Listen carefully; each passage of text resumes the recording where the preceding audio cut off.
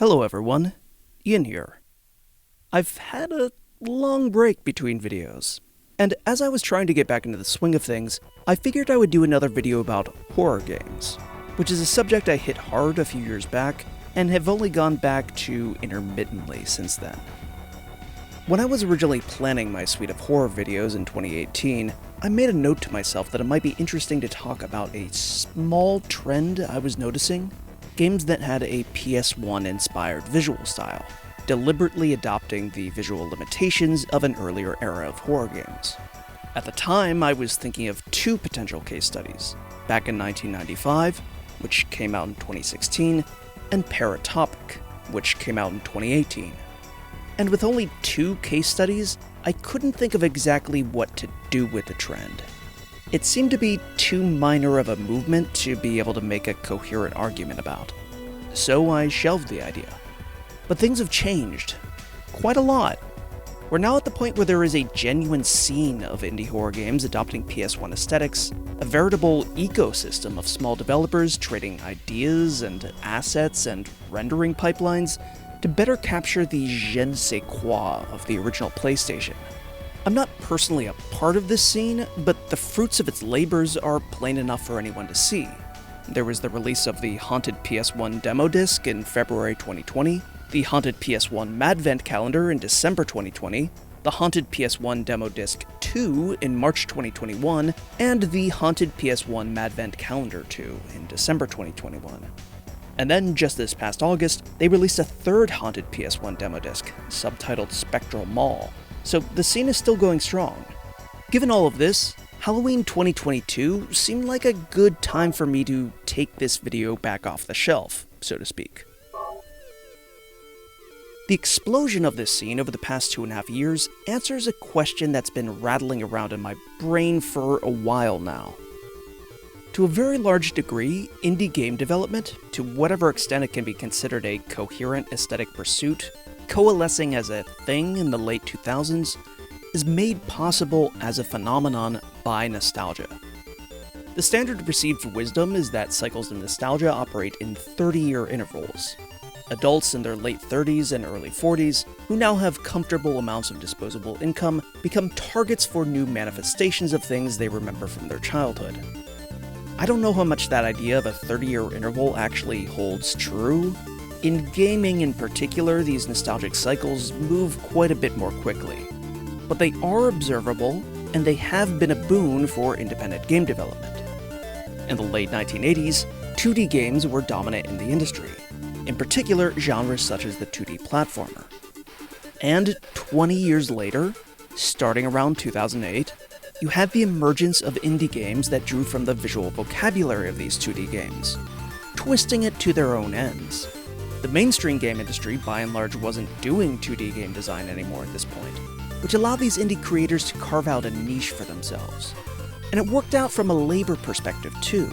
A 2D game with pixel art is something that can actually be created by a single developer, or a small team of developers, so it scales well with the logistics of indie development in a way that 3D game design doesn't. And so, from 2008 onward, we saw an explosion of 2D indie games, often with pixel art, approximating the art styles of games 20 years prior, starting with 2D platformers, but eventually expanding outward into other 2D genres, such as Metroidvanias, shmups, RPGs, and life simulation. The nostalgia for 2D games and pixel art was a huge boon for indie game developers. It basically allowed it to become a thing. Small teams were able to put out polished products that scratched a certain itch that, at that very historical moment, wasn't being serviced by the mainstream industry. And one might assume that, at a certain point, the cycle of nostalgia would turn onward, and you'd start getting a large number of low-poly 3D games made by indie developers, made to scratch a nostalgic itch for the mid-1990s. In 2011, Minecraft seemed to be the harbinger for just such a development. But then it just sort of didn't fully materialize. Sure, you can pick out a few indie developers that worked in the low-poly 3D mode in the early to mid-2010s. But even those developers, such as Arcane Kids, didn't seem to be motivated by straightforward nostalgia so much as a morbid, ironic fascination with how ugly and weird 90s detritus was. Pixel art had been a mature art form at the time it died its first death, prematurely in the mid-1990s. Early 3D was more of a transitional style, a glimpse of what was to come, but one that depended a lot on the generosity of players to imagine the future potential of the tech. Standouts like Super Mario 64 aside, the first years of 3D development were an awkward time for the games industry, with many companies trying and decidedly failing to make the leap into a new dimension. Maybe this was just an era that almost no one was unironically nostalgic for. Maybe that explained the lack of indie developers working in this space, even in the wake of Minecraft's astronomical popularity. Or so I thought, until the horror games started showing up. First as a slow drip, back in 1995 and 2016, Paratopic in 2018, and Puppet Combo's earliest games first started showing up on itch around this same time. I wasn't sure what to do with these at first, but it was clear to me that there was something new going on. There had been cheaply made indie 3D horror games before. I had played horror games, sometimes quite effective horror games, cobbled together from the roughest and/or cheapest assets their creators could manage. I had been hunted by chunky, low-poly mobs before. But these games didn't deliberately embrace low-poly art as an aesthetic choice. These were stepping stone games, and their creators often went on to make subsequent efforts where they could afford more polygons. Developers like Puppet Combo and Arbitrary Metric, on the other hand, were much more clearly making an aesthetic choice to retreat back into the specific visual limitations of survival horror games on the first PlayStation, transforming what might otherwise be seen as an apparent weakness into something deliberate. And by this point in 2022, this deliberate aesthetic choice has clearly caught on. The draw of low-poly 3D game development is clear. As I've been saying this whole time, it's an obvious choice if your resources are constrained. Finally, indie developers were doing the thing I thought had been the obvious choice for them for years. But why was horror the genre that was successfully resurrected in its original low-poly glory, rather than, say, 90s-style 3D platformers? It's true, we have seen a few 90s-style 3D platformers from indie developers, like A Hat in Time for instance, but A Hat in Time is a mechanical throwback only, not a visual one.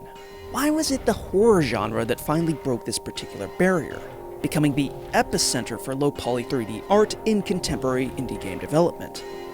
As I was asking this question to myself, I realized the answer had already been given. By me, in the first videos in this very series.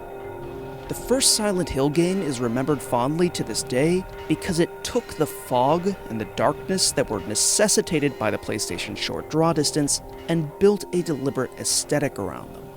It took the same limitations that every other designer was working with on the system, and it turned them into a creative asset, ramping up players' fear of the unknown. So, if you're going to deliberately adopt the limitations of an earlier era as a stylistic affectation, of course it makes sense that the types of games you would want to reproduce were those games that made use of those limitations in the most artistically satisfying way. It had to be horror. In hindsight, it was always going to be horror. Platformers, racing games, fighting games, these all worked despite the limitations of early 3D hardware. Horror games worked because of them. One concept that's been useful to me as I've thought my way through the haunted PS1 scene has been the film scholar Errol Fetvite's concept of medium-specific noise, which he sometimes also refers to as the precarious aesthetic. Fetvite's first essay on the subject appeared in 2013, and notably that year was a real turning point for digital cinematography. In theaters, digital projection had just supplanted 35mm prints, HD TVs had completely overtaken their cathode ray forebears, and at the time companies were already coming to consensus on the specifications for 4K. Whether theatrically or in home viewing, everything was being shot digitally and shown digitally in crisp, high definition. Whoa! Oh my. And yet FetFight noticed that, in the midst of this quest for greater digital fidelity, you had a countervailing current. More and more you were seeing image makers embrace the specific noise associated with analog media, and actively employ this noise as an expressive device. The sheen of crisp digital cinematography had created new opportunities for nostalgia. Previously, artifacts like dirt, scratches, faded color, light leak streaks, or thick grain had been seen solely as deficiencies, interfering with the dream of a perfect visual signal. But now these same artifacts were being embraced as a marker of authenticity. A digital file is just a series of zeros and ones that can be copied endlessly and altered easily. A canister of 16mm film, on the other hand, is like a thing. It decays over time, so it has a limited lifespan. And if it has a lifespan, doesn't that mean that it is in some way alive? And so you have this recasting. All that noise that used to be considered just interference, something that got in the way of you seeing what was depicted, is now something that makes us feel closer to an image, in its material reality. Ironically, this sense of authenticity was often being activated through inauthentic means.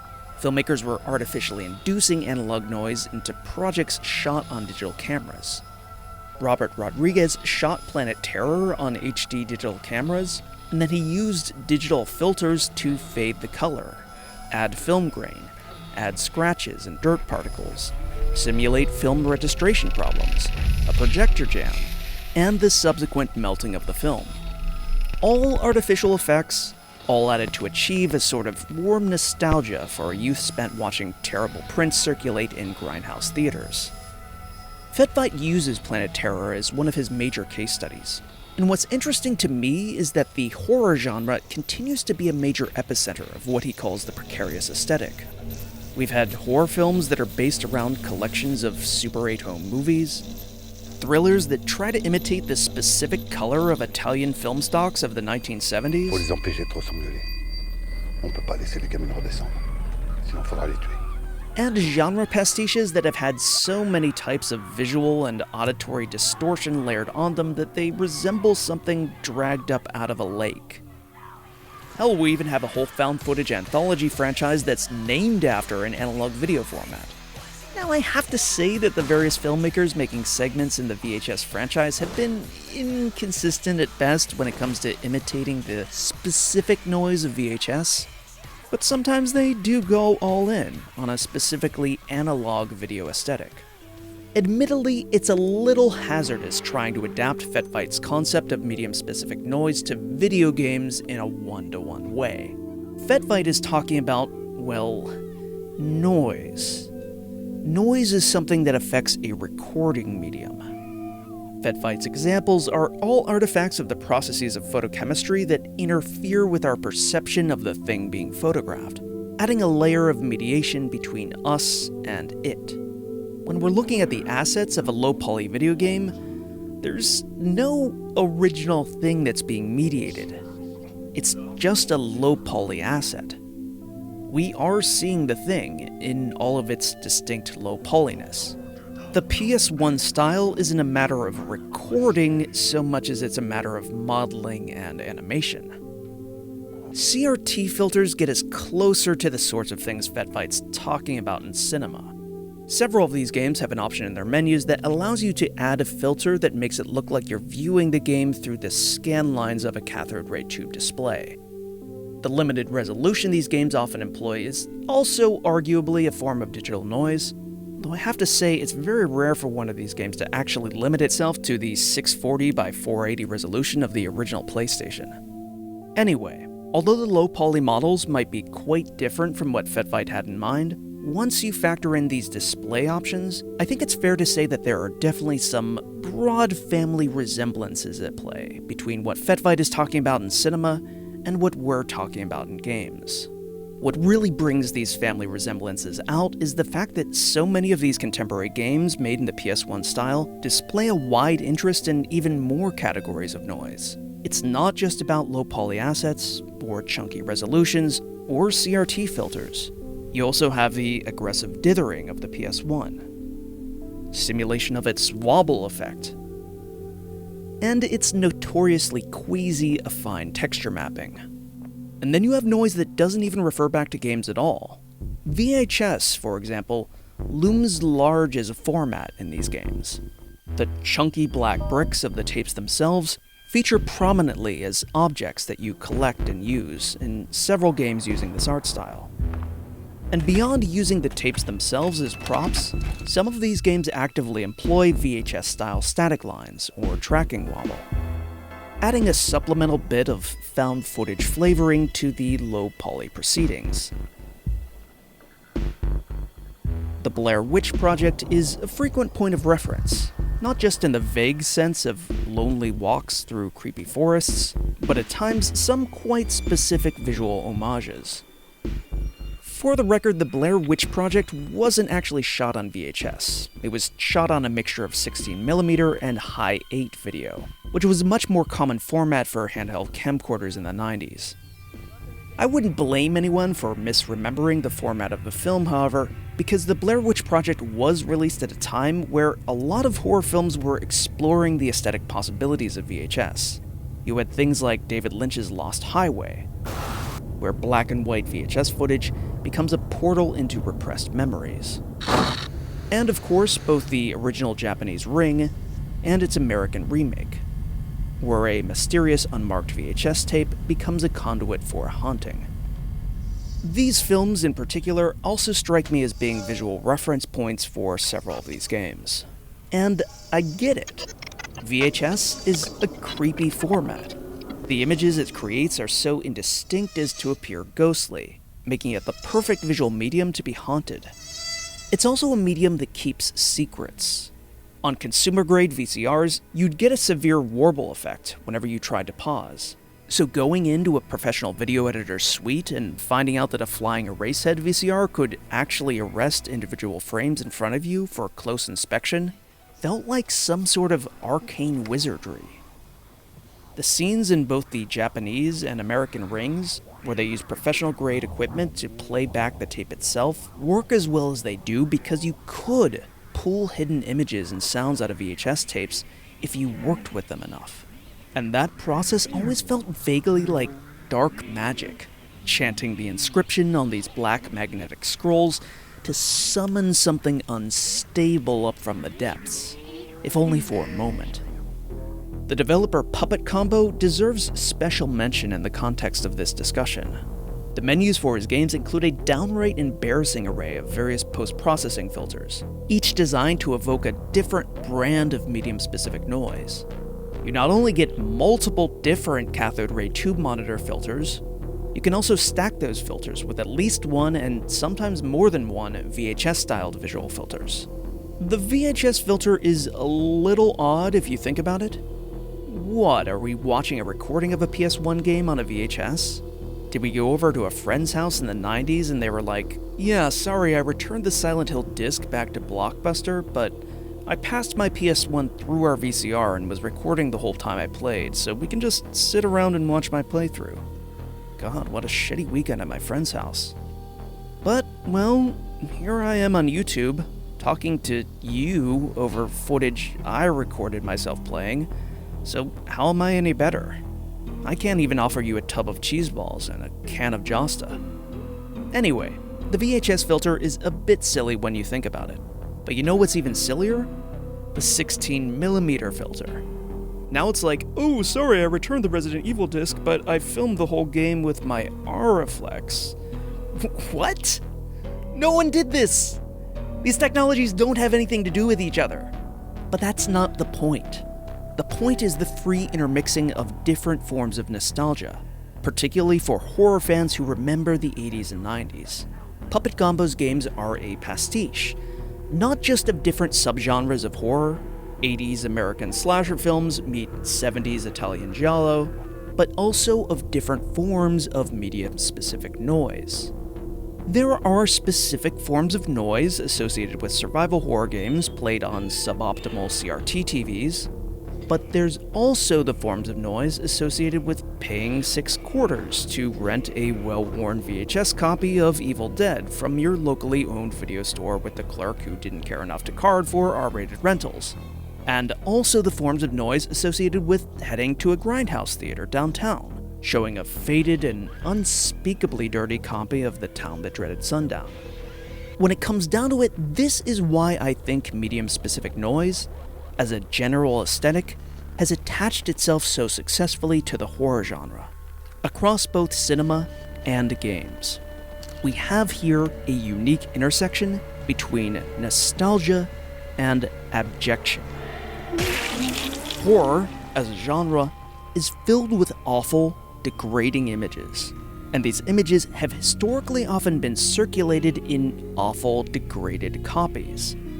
A generalized scuzziness hangs over the memories of many a horror aficionado, as they recall viewing this or that favorite in whatever compromised terms were the most prevalent in the decade of their youth. It is an ugly genre that makes people nostalgic for the specific ugliness they associate with the good old days. Some cinematic images are so disreputable that they just call out to be viewed on a disreputable viewing format, like VHS. Just as some horrific video game geographies are so resolutely non-Euclidean that they deserve to have a fine texture mapping. Okay, I want to add one more twist to all of this. We can subdivide the PS1 style games that have come out in the past few years into different categories. On the one hand, there are things like Paratopic, Harmful, The House in the Woods, and Ode to a Moon. These games are basically walking simulators. They borrow certain visual aesthetics of PS1 era horror games, but the affinity ends there. They don't have tank controls. You don't have to collect key items and solve puzzles to pass through gating to reach the next area. These games have modern mouse and keyboard first-person controls, more in the lineage of Quake than Alone in the Dark. And even though it's not always clear where you have to walk next, it's true the geographies of House in the Woods and Ode to a Moon are particularly difficult to conceptualize and navigate. Still, progressing in the game is ultimately a matter of walking to the next prescribed point. On the other hand, there are games that much more closely mechanically resemble survival horror games of the 1990s. They have tank controls, their gameplay is organized around key collection and puzzle solving, and they have third-person camera schemes that are decidedly unmodern. Sometimes unmodern means completely static fixed camera perspectives, in the lineage of Alone in the Dark and the first 3 Resident Evil games. You see this, for instance, in The Glass Staircase and The Petrified King. Other times, as in back in 1995 and Heartworm, you have a camera that is somewhat mobile but governed by its own internal rules rather than strictly following the player character, similar to Silent Hill or Resident Evil Code Veronica. Then there are admittedly some hybrids. A Place Forbidden, Hefferman, I Spoke to God, and Fear the Spotlight are based around puzzles and key collection, and have some PS1-like UI and menu elements, but otherwise control in a much more modern way. Murder House can be played in third person, with tank controls and regularly switching between different camera angles, or it can be played in first person, with much more standard controls, either mouse and keyboard or dual analog. So, out of curiosity, I had my students play a selection of these games, and what I found was they liked the walking simulator style games. They thought The House in the Woods was scary. They recognized and appreciated its reference to the Blair Witch Project. They got a bit lost in Ode to a Moon, but they found it to be appropriately trippy. They were unnerved and intrigued by Paratopic. On the other hand, they hated the more traditionalist examples. I had them play back in 1995 and The Glass Staircase, and their reception couldn't have been colder. While they could accept the idea that video game visual aesthetics don't progress in a teleological way, and that we can resurrect and deliberately play with older visual styles, they could not accept the same of control schemes, camera setups, and mechanics. They considered it to be a deliberate affront that a contemporary developer might adopt tank controls, or a slow pace based around gradually finding and using various keys. Why on earth would someone design something so clunky when there were, in their minds, just objectively better options available? These games, they declared, were designed to appeal to a certain subset of nostalgic millennials and had absolutely no value to anyone outside that narrow target demographic. Which got me thinking, are control schemes, like tank controls, and mechanics, such as slowly puzzling your way through locked doors, themselves a form of noise? FetFight describes medium-specific noise as a type of interference that gets between our eyes and what we're trying to perceive. Interference that can sometimes result in our perception being intensified, with images seeming to be charged with a certain sense of authenticity. What are tank controls but a form of interference that gets between our thumbs and the character we're trying to control? What are fixed camera angles but a form of interference that gets between our brains and the combat situation we're trying to make sense of? Is a lack of lock-on while wielding a weapon noise? Is having to search for a locker that you found a key for but that is completely visually unmarked, is that noise? Am I, as a player of these games who operates with the memory of the early Alone in the Darks, Resident Evils, and Silent Hills, susceptible to nostalgia for a specific variety of medium-specific noise, not visual noise or auditory noise, but mechanical noise that my students are immune to? Maybe.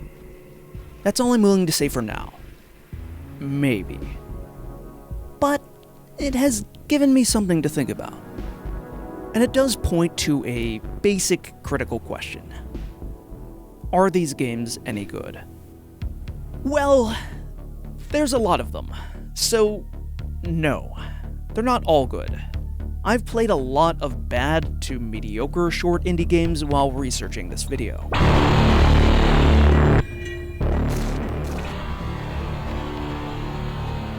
I won't go into too much detail here, but one thing I will say is that developers who adopt the fixed or partially fixed camera style often struggle with it.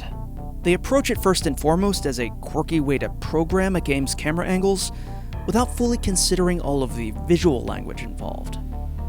In my first video in this series, I mentioned that camera angles in the earliest Resident Evil games would occasionally cross the line, swapping the screen direction of player actions.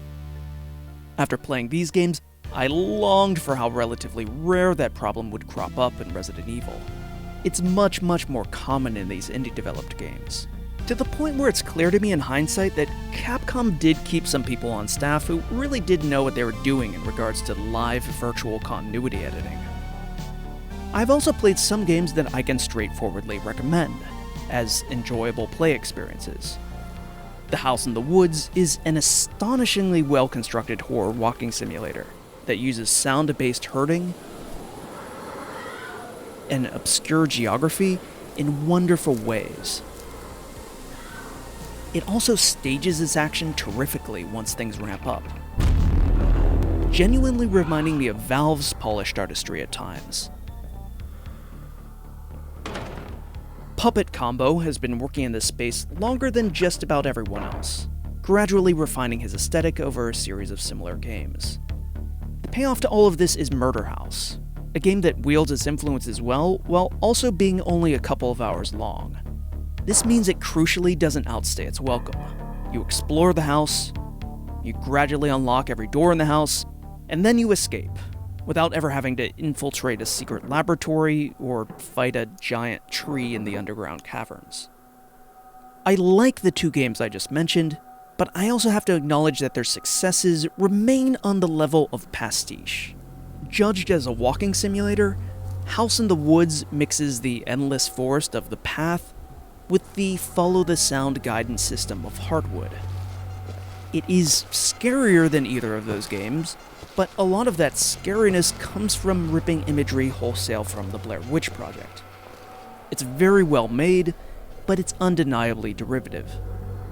Murder House features an implacable enemy that shows up unexpectedly to stymie your plans. Straight out of Resident Evil 3.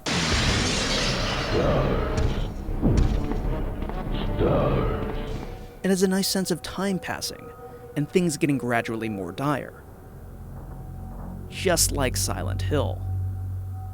Its puzzles hit all of the right notes to give millennials who are heading rapidly into middle age a nice, hazy reminder of their misspent youths. Sure, it does have a hiding mechanic, which none of the PS1-era survival horror games did, but that's just borrowed from more recent horror games, like Amnesia and Alien Isolation. Of course, as I said up front, indie games at this point have a long history of trafficking in nostalgia. Nostalgia for Harvest Moon, or Earthbound,